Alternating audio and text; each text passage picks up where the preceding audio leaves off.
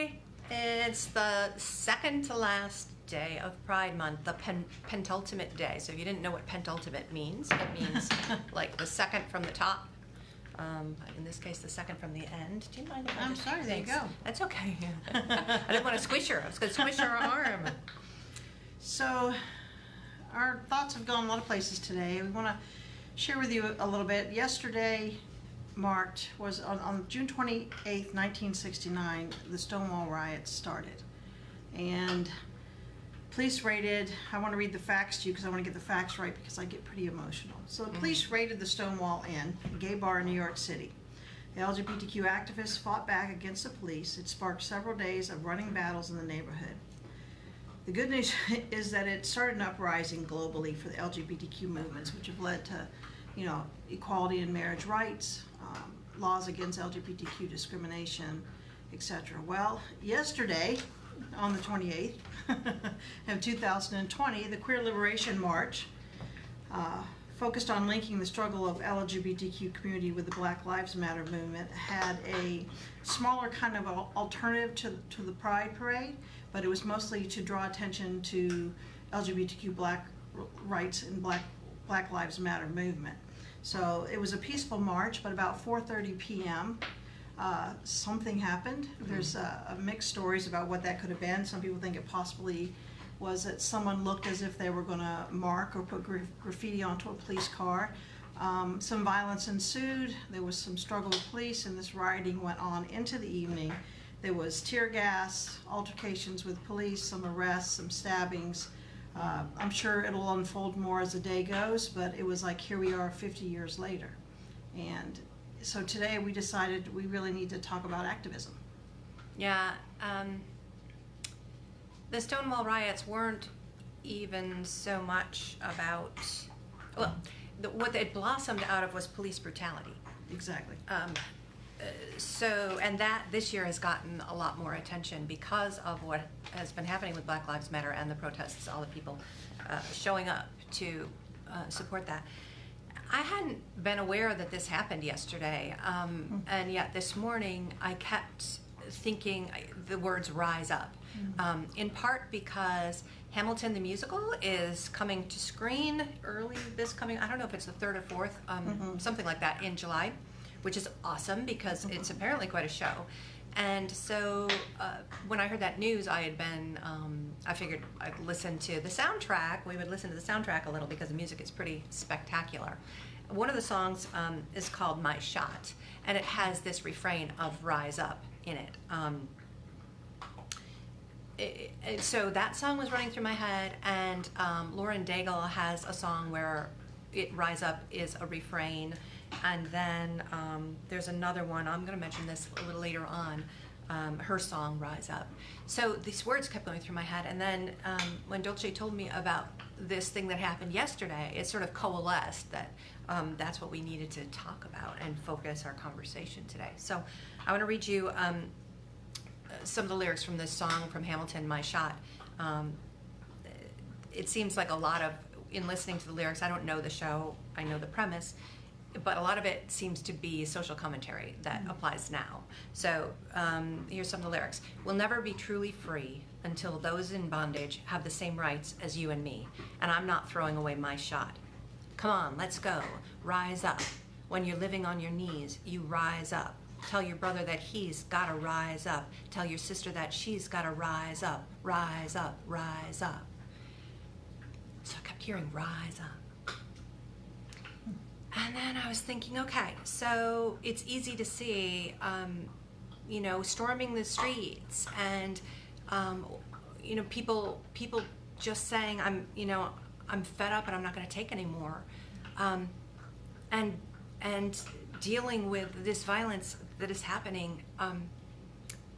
And I was trying to think, how does that fit within the radical love of God? And so I spent some time this morning just sort of pondering, how does it all fit together?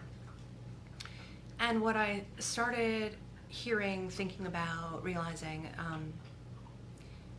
was the ways in which Jesus stood up against the prejudice and the systematic oppression of his day. He spoke to truth to power regularly in the small encounters with the religious elites who tried to point out the ways that he was violating law. In the grand, standing on small mountains, speaking out over a basin of water where people are collected so that they could hear his message. And in his final days in Jerusalem, he spoke truth to power, both religious and political.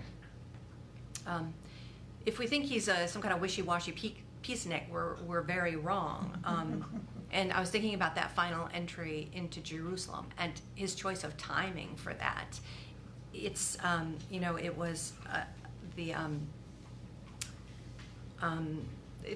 thousands of people were in the city for the Passover celebration, and he knew that this was going to be a time that was fraught. The city was occupied by the Romans. There were military, a police presence essentially all over the place, and there was a religious presence all over the place.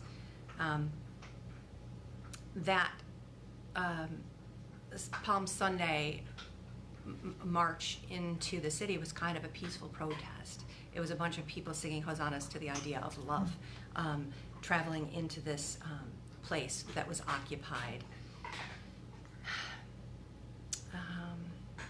Now the police said, well, we can't permit this. This insurgency can go bad. We have to stop this protest from happening, or there'll just be too much chaos. And the religious authorities said, hey, we want to squelch this too. And this all sounded very familiar to me about what we're seeing happening. These people who are taking to the streets to push back against the unfairness for oppressed peoples. And yesterday to remind ourselves of the LGBTQIA community of the history and the involvement and the intersection of Black Lives Matter and LGBTQI rights, and the problem of police oppression and brutality that takes place. So back then, it went from peaceful protest to angry mob and a police presence having to squelch it, and with Jesus dying. So what was the response of radical love? Jesus didn't destroy everything, which, God certainly could have. The curtain was torn, but, the people weren't demolished. Jesus preached that message of love until the very end, and he offered forgiveness even to those people who were persecuting him and killing him ultimately. And the final thing was that it was resurrection, that he literally rose up. He rose up. This was the other song that I mentioned at the beginning here. It's Andra Day's Rise Up, her song Rise Up, and some of the lyrics there. I see it in you, so we're going to walk it out and move mountains. We're going to walk it out and move mountains. And I'll rise up. I'll rise like the day. I'll rise up. I'll rise unafraid. I'll rise up. And I'll do it 1,000 times again for you. So this was just resonating with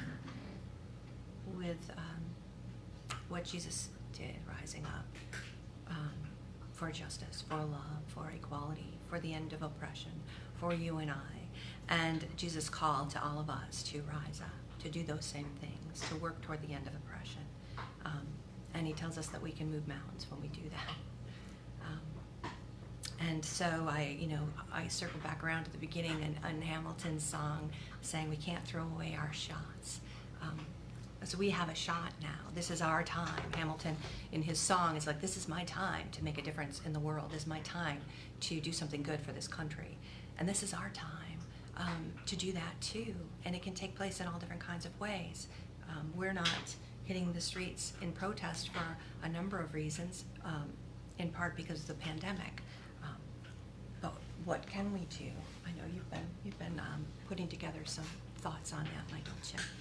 Yeah, I'm going to post a graphic and post some links to some suggested organizations that we can link you to where you can use what you have to help. I mean, one of the things that struck me today after we talked about this at lunch was I sat down and I listened to Lauren Daigle's song "Rescue Me," and in which she says, "It's God speaking. I will send out an army to rescue you. Well, we're the army. You know, I'm like, God, I was crying out in my soul today when I saw this in the news this morning. Like, why is this still happening 50 years later? Why is this still happening? And what am I supposed to do about it? And I feel God saying, you are the army. You are my hands and my feet. You have to do what you can from where you are. You have to love louder than the hate. So we're going to share some links and some suggestions, and we're going to leave, the comments open, and hope that if you have any, that you share them with us too, any ideas, because we're all in this together, and as long as one person isn't treated with love, respect, and fairness and equality, all of us should stand behind that person and rise up and make it so for them. And keep doing the work of resurrection that Jesus showed, and keep loving despite the hate, and keep trying and don't give up. I think Pride Month is starting to come to this end, but Pride doesn't end, because Pride is feeling good about yourself and sharing that with other people and making sure that they're treated the same way. So I think that's a movement that it looks like goes on and on and on. So be part of it and use your hands and your feet and what other resources you have to help. And one thing that just struck me that I would have been more useful earlier is that it's not just against the police. Right. One of the things that struck me when I was thinking about this is Jesus was opposing religious authorities and political authority, both. It's time for us all to also to be standing up to churches and church institutions and leaders who are not walking the walk and talking the talk that Jesus showed us to walk and talk.